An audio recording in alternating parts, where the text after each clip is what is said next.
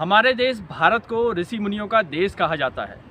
यानी ऋषि मुनि वो होते हैं जो कि अहंकार, क्रोध, ईर्ष्या को त्याग देते हैं, जबकि मुनि वो होते हैं जो कि शांत रहते हैं और कम बोलते हैं।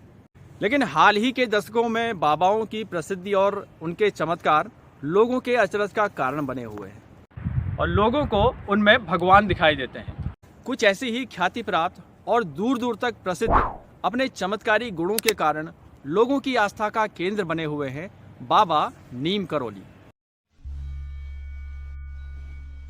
उत्तराखंड राज्य के नैनीताल जिले में पड़ने वाला एक छोटा सा कस्बा भवाली, जो कि नैनीताल मुख्यालय से 18 किलोमीटर दूर है और भवाली से 5-6 किलोमीटर की दूरी पर एक पहाड़ी के तट पर बसा हुआ है, जो कि कैंची धाम के नाम से प्रसिद्ध है। यह समुद्र तट से लगभग 3008 फीट की ऊंचाई पर बसा हुआ है। कैंची धाम पहुंचने के लिए आप हल्द्वानी, नैनीताल, रानीखेत मोटर मार्ग से आ सकते हैं। उत्तर प्रदेश के फर्रुखाबाद जिले में नीम करोली नामक एक छोटे से कस्बे में जन्मे बाबा लक्ष्मण दास यानी लक्ष्मण दास बन गए। बाबा बनने का इनके पीछे का कारण भी वही था जो कि एक सामान्य व्यक्ति का सन्यासी बनने से पहले होता है। बचपन में ही इनकी माताजी का देहांत हो जाने के कारण इनके पिताजी ने दूसरी शादी की। लेकिन इनको क्या पता था इस दूसरी शादी में उनकी जो आने वाली माँ है, उस सौतेली माँ का व्यवहार ऐसा होगा कि इन्हें एक दिन घर छोड़ के जाना पड़ेगा। और हुआ ठीक ऐसा ही। उनके साथ होने वाले बुरे बर्ताव और भेदभाव के कारण वो काफी दुखी हो। अपनी सौतेली माता का व्यवहार ठीक न हो पाने के कारण इन्होंने घर त्याग दिया और एक स्वामी जी से संन्यास लेकर बन गए लक्ष्मण दास यानी लक्ष्मण दास, जो कि आज बाबा नीम करोली के नाम से प्रसिद्ध है। कहा जाता है कि बाबा लक्ष्मण दास अपने सन्यासी जीवन में अन्य बाबाओं की तरह अलग अलग गांवों में भ्रमण करते हुए एक जगह आकर रुक गए और वो जगह थी कैंची धाम गांव। और यहाँ का प्राकृतिक वातावरण और शांत वातावरण उनको इतना भाया कि उन्होंने यहीं पर एक आश्रम की स्थापना करवा दी, जो कि बाद में कैंची धाम के नाम से प्रसिद्ध हुआ। बाबा लक्ष्मण दास अपने पैतृक गांव नीम करोली से संबंध रखते थे। इस कारण से उन्हें बाद में बाबा नीम करोली के नाम से जाना जाने लगा। नीम करोली हिंदू देवता हनुमान जी के भक्त माने जाते हैं।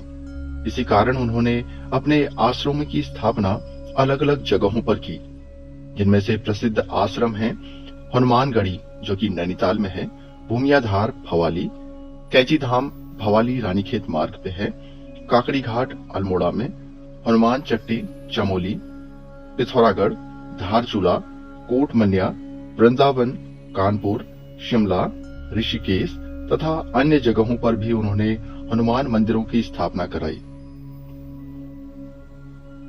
अपने प्रभावशाली और सम्मोहक व्यक्तित्व के कारण लोग इनसे इतने प्रभावित होने लगे और दूर दूर से इनके दर्शन हेतु आने लगे।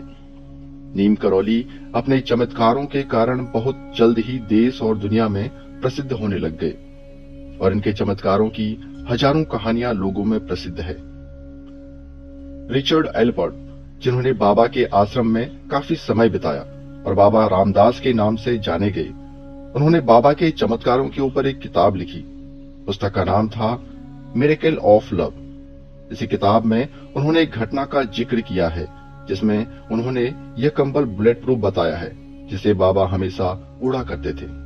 नीम करोली बाबा के इसी आदत के कारण आज भी उनके भक्त उनको कंबल का चढ़ावा करते हैं। आपको बता दें कि बाबा के आश्रम में सबसे ज्यादा अमेरिकी हैं, जिनकी हलचल सबसे ज्यादा यहां होती है। 15 जून सन 1976 को हनुमान जी और वैष्णो देवी के भव्य मंदिरों की स्थापना करके हर साल जून महीने में 15 तारीख को विशाल भंडारे का आयोजन कराया जाता है। यहाँ बड़ी संख्या में दूर दूर से श्रद्धालु पहुंचते हैं। जनमानस में बाबा के कहानियों की इतनी लंबी फहरिस्त है कि एक जनश्रुति के अनुसार एक बार ये किसी ट्रेन में यात्रा कर रहे थे और इनके पास टिकट नहीं था। ट्रेन निरीक्षक ने इन्हें गाड़ी से उतार दिया और ये उतरकर स्टेशन पर एक वृक्ष के नीचे बैठ गए। गार्ड ने ट्रेन चलाने का भरपूर प्रयास किया पर ट्रेन न चली। तब किसी यात्री ने गार्ड को बताया कि बाबा को उतारने से गाड़ी रुक गई है। गार्ड ने बाबा से क्षमा याचना की और गाड़ी में बैठने को कहा। बाबा गाड़ी में बैठे तो गाड़ी चल पड़ी। बाबा की ये चमत्कारिक कहानियां और विज्ञान की दुनिया में जहां हम आधुनिक चीजों का उपयोग करते हैं, दोनों का तालमेल बिठाना कहीं न कहीं आपस में एक टकराहट का कारण बनती है। बाबा के भक्तों में एप्पल के मालिक, फेसबुक के मालिक मार्क जुकरबर्ग और हॉलीवुड एक्टर्स जैसे बड़े बड़े लोगों का नाम शुमार है। 10 सितंबर 1973 को वृंदावन के रामकृष्ण मिशन अस्पताल में बाबा नीम करौली ने अपनी अंतिम सांस ली। दोस्तों, आज के लिए बस इतना ही। फिर मिलते हैं कुछ नई जगह, कुछ नई जानकारी के साथ। तब तक के लिए आप सभी अपना ध्यान रखें। Good bye. आज की ये कवर स्टोरी यहीं पे होती है समाप्त। फिर मिलते हैं कुछ नई जगह, नई जानकारी के साथ। तब तक के लिए खुश रहें, मस्त रहें।